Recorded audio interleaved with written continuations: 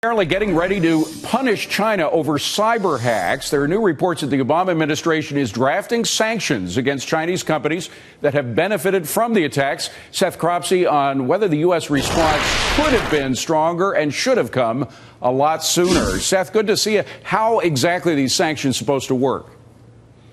Well, that's why the administration is developing them, and that's what we know about them right now. But the one thing that we can be certain of is that they're very well deserved. China's conducted cyber attacks against the Office of Personnel Management, and the records of millions of federal workers have been compromised. Personal information, Social Security numbers.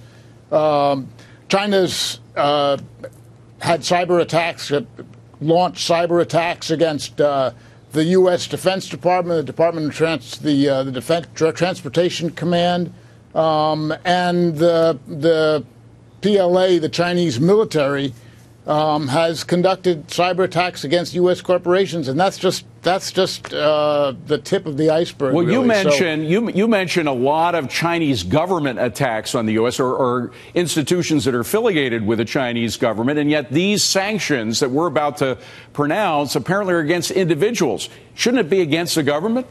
Yes, it should be, and the administration has been very, very reluctant to take China seriously as a strategic competitor. And don't you find it ironic that while the administration is talking about developing sanctions against a cyber violator, they want to lift sanctions against a country, Iran, that's going to build a nuclear weapon? That's incredible. I mean, that's crazy, isn't it? It's extraordinary. That's a whole other kettle of fish. But, you know, we're about to have this state dinner for the president of China. They're going to have a 21-gun salute on the White House lawn. They're feting him as you know, one of the best friends we have in the world. And yet he's got to know something about these hacks, right? Sure he does. I mean, shouldn't we be treating him as our best friend or as an enemy? I don't think we should treat him as either. I think that the right way to treat him is exactly the way he treats us, and that is that China looks at us as a strategic competitor.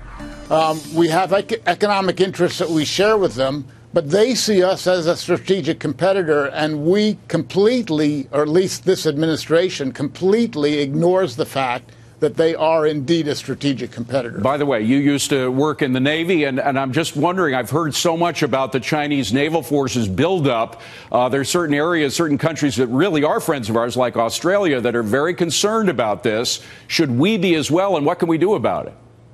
Well, one thing we should be doing about this is challenging China's claims to sovereignty hundreds of miles from their borders.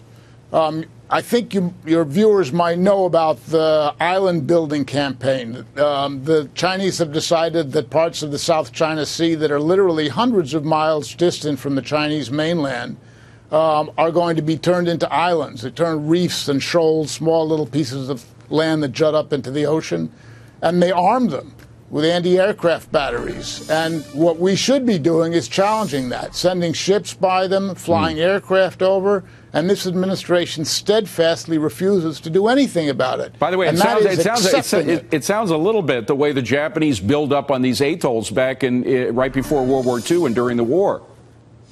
Right.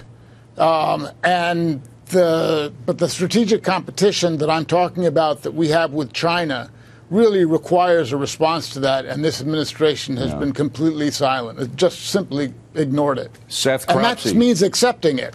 Good to see you, Seth. Thank you very much for coming in. Appreciate it. Good to see you, David.